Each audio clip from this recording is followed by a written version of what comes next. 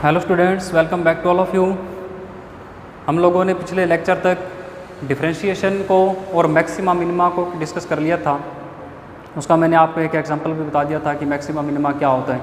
Maxima और minima की एक कॉमन कंडीशन होती है कि जो अपने को फंक्शन दिया होता है उस फंक्शन का स्लोप या फर्स्ट डेरिवेटिव किसके इक्वल होना चाहिए, 0 के इक्वल होना चाहिए, तभी वो फंक्शन मैक्सिमम या मिनिमम होता है। और उसके इंडिविजुअल कंडीशंस भी मैंने आपको नोट करवा दिए थे। ठीक है, आज पहले हम लोग एक मैक्सिमा मिनिमा का एग्जांपल लेते हैं और उसके बाद हमारा टॉपिक देखेंगे इंटीग्रेशन। आज का क्वेश्चन ये है, find the maximum change, find the maximum change in the volume of sphere, in the volume of sphere if the radius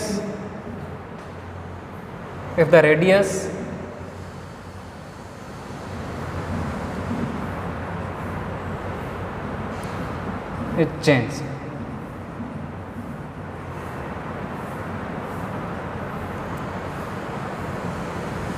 with time। हमारे पास एक ऐसा स्फीयर है जिसके रेडियस टाइम के रिस्पेक्ट में लगातार क्या हो रही है, चेंज हो रही है। टाइम के रिस्पेक्ट में लगातार क्या हो रही है, चेंज हो रही है। तो मैं एक वॉल्यूम एक स्फीयर बना लेता हूँ। इस टाइप से इसको डिनोट करते हैं स्फीयर को। ठीक है, और इस स्फीयर की जो रेडियस है वो रेडियस में मान लेता हूँ कि कैपिटल R रेडियस है। और क्या कंडीशन दी है कि ये रेडियस है वो चेंज हो रही है। इट मीन्स ये क्या है, वेरिएबल है। रेडियस अपनी क्या है, ये वेरिएबल है। और आपको पता है कि जो वॉल्यूम ऑफ स्फीयर होता है, वॉल्यूम ऑफ स्फीयर होता है वो आप लोग कितना लिखते हो, V = 4/3 पाई R पावर क्यूब। अब यदि आप लोग देखो कि वॉल्यूम, तो ये किसका फंक्शन है, रेडियस का फंक्शन है। वॉल्यूम किसका फंक्शन है, रेडियस का फंक्शन है। और रेडियस खुद क्या है, वेरिएबल है। आप बात नोट कर रहे हो कि हमारा जो वॉल्यूम ऑफ स्फीयर है वो किसका फंक्शन है, R का फंक्शन है। वाई R का फंक्शन, 4/3 और पाई तो कांस्टेंट है। किस चीज़ पर डिपेंड कर रहा है, रेडियस पर डिपेंड कर रहा है। तो किसका फंक्शन मानेंगे वॉल्यूम को, रेडियस का। रेडियस वेरिएबल है तो क्या वॉल्यूम को भी क्या होना चाहिए, वेरिएबल होना चाहिए। वॉल्यूम को भी क्या होना चाहिए, वेरिएबल होना चाहिए। मतलब वॉल्यूम भी रेडियस के साथ साथ क्या करेगा, चेंज करेगा। तो हमें मैक्सिमम चेंज फाइंड करना है वॉल्यूम में, यदि उसकी रेडियस क्या हो रही है, चेंज हो रही है। तो इसके लिए मैंने आपको कॉन्सेप्ट बताया था मैक्सिमा और मिनिमा का। ठीक है, मैक्सिमा और मिनिमा का क्या बताया था आपको, कॉन्सेप्ट बताया था। इसमें मैक्सिमम चेंज कब होगा, यदि मैं इसका डेरिवेटिव ले लूँ किसके रेस्पेक्ट, R के रेस्पेक्ट, क्योंकि चेंज कौन हो रहा है, रेडियस चेंज हो रही है, तब करके वॉल्यूम चेंज होगा। तो यदि मैं इसका रेडियस के रेस्पेक्ट में डेरिवेटिव ले लूँ, सिंगल डेरिवेटिव, वो किसके बराबर हो जाए, 0 के बराबर हो जाए, तो ये मैक्सिमम की कंडीशन होती है। किसकी कंडीशन होती है, मैक्सिमम की। For maximum change in volume क्या होना चाहिए, dV/dr कितना होना चाहिए, 0 होना चाहिए। तो मेरे को सिर्फ क्या करना है, d/dr वॉल्यूम रखना है यहाँ पे 4/3 पाई R³। उसका डिफरेंशिएशन करके उसको किसके इक्वल पुट कर देना है, मेरे को 0 के इक्वल क्या कर देना है, पुट कर देना है। ठीक है जी। तो अब आप देख सकते हो कि इसका डिफरेंशिएशन कितना आएगा, 4/3 और पाई कांस्टेंट है, बाहर निकाल लिए हमने। और R³ बचा, R³ का डिफरेंशिएशन करोगे तो कितना आएगा, 3R² आएगा। बराबर कितना होना चाहिए, 0 होना चाहिए।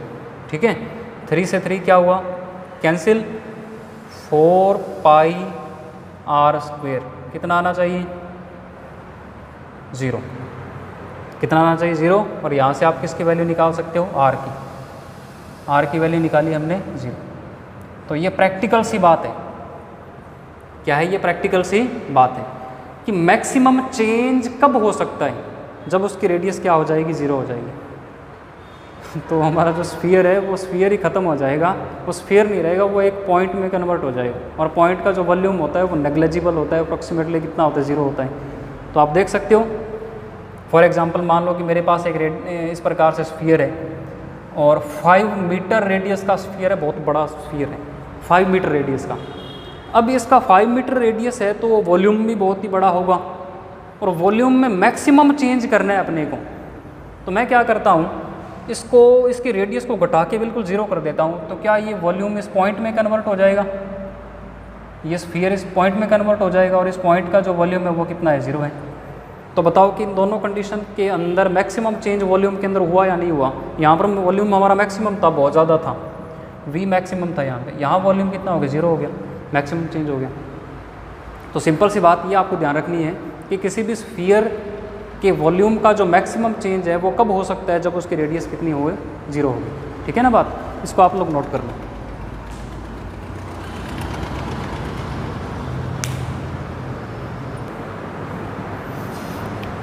ओके, आज का हम टॉपिक लेते हैं इंटीग्रेशन। इससे आप लोगों को इंट्रोड्यूस करवाते हैं।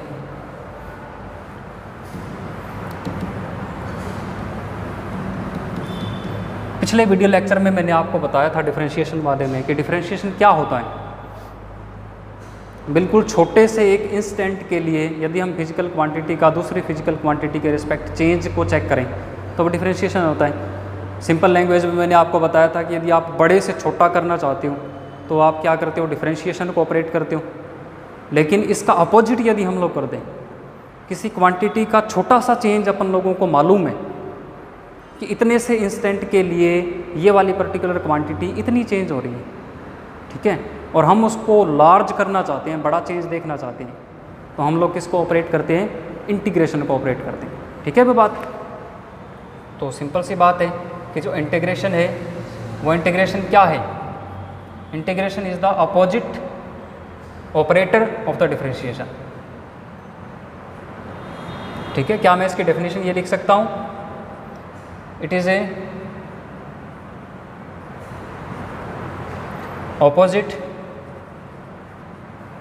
it is a opposite operator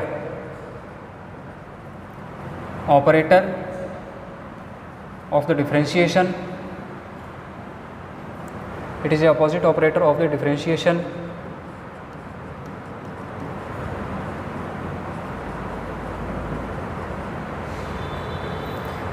we can find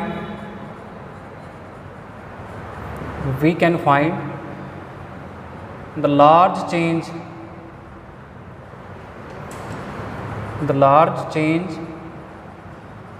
of a physical quantity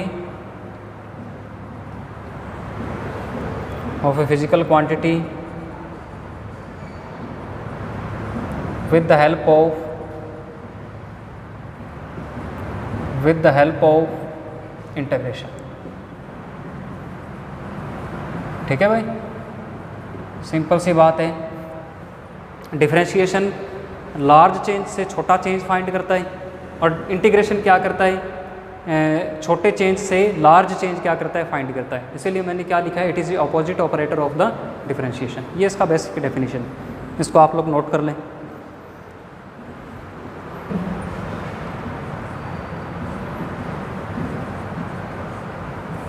symbol, integration का सिंबल इस प्रकार से होता है, ऐसा।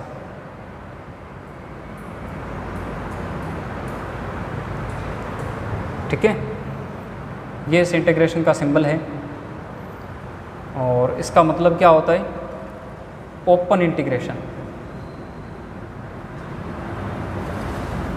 Open integration. और एक आपके सिंबल यूज होता है इंटीग्रेशन का साइन, और उसके ऊपर ऐसे सर्कल, उसको बोलते हैं क्लोज्ड इंटीग्रेशन।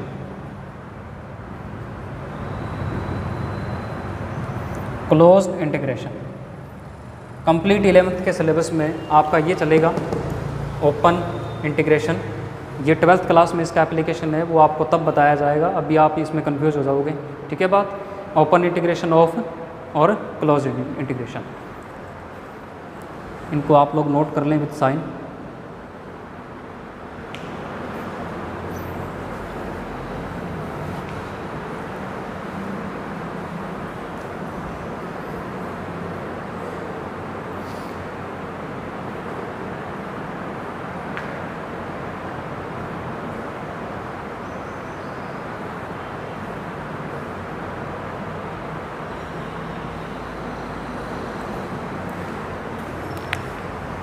इसको थोड़ा सा और मैं क्लियर कर देता हूँ. If we have a function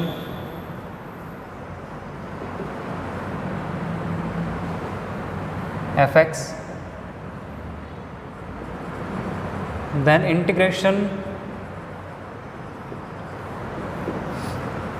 integration of this function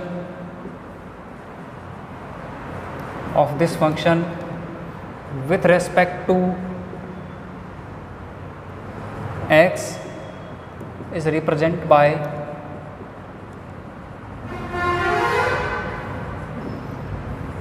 integration f(x) dot dx. ऐसे इसको रिप्रेजेंट किया जाता है. f(x) का अपने को इंटीग्रेशन करना है, किसके रिस्पेक्ट करना है, dx के रिस्पेक्ट करना है. जैसे हम लोग डिफरेंशिएशन में करते थे ना, यदि dx के रिस्पेक्ट में करना है तो dx डिवाइड में, यदि dy के रिस्पेक्ट में करना है तो dy डिवाइड में, यदि t के रिस्पेक्ट में करना है तो dt डिवाइड में, थीटा के रिस्पेक्ट में करना है तो d थीटा डिवाइड में. उसी प्रकार से यदि हम लोग x के रिस्पेक्ट इंटीग्रेशन करना चाहते हैं तो यहाँ पर क्या रखते हैं हम लोग, dx को रख देते हैं. ऐसे इसको रिप्रेजेंट करते हैं. और ध्यान में रखने वाली बात ये है कि ये वाला जो फंक्शन है ये अप्रॉक्सीमेटली क्या होता है, हमारा वेरिएबल होता है. क्या है हमारा ये वेरिएबल. यदि ये वेरिएबल है तब भी इंटीग्रेशन हो पाएगा, वरना हम इसको इंटीग्रेशन से बाहर ले आएंगे कांस्टेंट मान करके. ठीक है ना, वो मैं आपको रूल्स में नोट करवा दूँगा. कांस्टेंट का कभी भी इंटीग्रेशन नहीं होता. किसका इंटीग्रेशन होता है, वेरिएबल का इंटीग्रेशन होता है.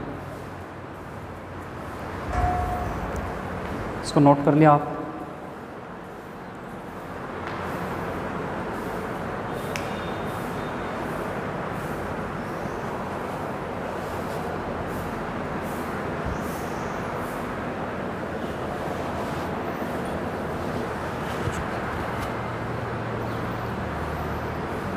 अब मैं आपको इंटीग्रेशन की कुछ बेसिक फार्मूलाज बताता हूँ जिनकी हेल्प आपको लेनी पड़ेगी entire syllabus of class 11th and 12th and many other competitive exams.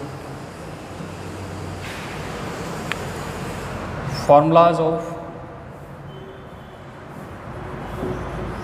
Integration.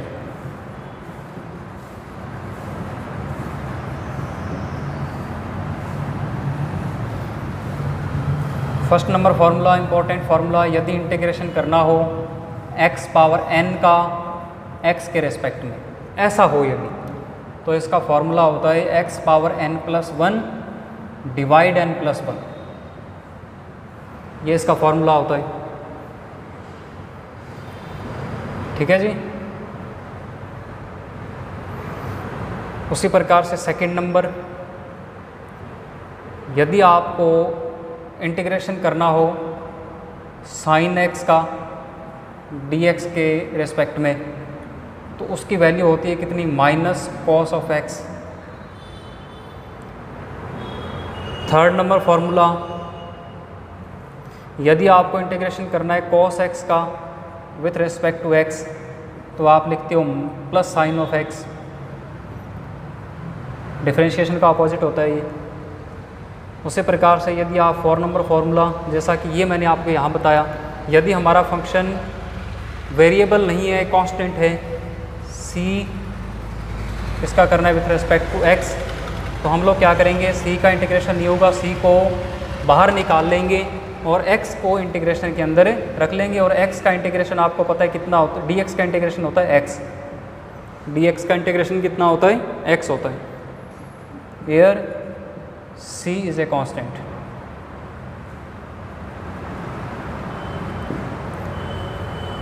ये 4 फॉर्मूले हैं, ये आप लोगों को एनी टाइम याद रखने हैं, रिमेंबर रखने हैं.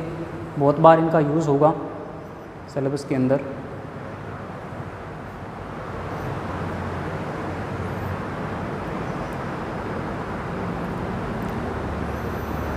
ओके, आज हम इसको ख़त्म करते हैं अपने डिस्कशन को इंटीग्रेशन तक. कल हम लोग इसमें एक और चीज़ कर लेते हैं इसी चैप्टर के अंदर, जो बार बार आपको यूज़ करनी पड़ेगी, significant figures and rounding off. कैसे करते हैं हम लोग फिगर्स की. ठीक है. और लॉगरिथम क्या होता है. लॉगरिथम से आपका पाला पूरे सिलेबस में पढ़ने वाला है, बार बार यूज़ होगा. तो लॉगरिथम के कुछ गोल्डन रूल्स होते हैं वो आपको नोट करवाऊंगा और लॉगरिथम बताऊंगा कि होता क्या है, सिर्फ फॉर्मूलेज नहीं, लॉगरिथम होता क्या है इसके बारे में कंप्लीट डिटेल में पढ़ेंगे अपने। ठीक है जी, कर लें इसको नोट या स्क्रीनशॉट ले लें इसका। अब आप ऐसा मान के चलें कि कल का या परसों का लास्ट टॉपिक है, बस 2 चीज़ें अपनों को डिस्कस करनी है, significant figures and rounding off the figures, और एक पढ़ना है अपन लोगों को लॉगरिथम। ठीक है जी, ओके।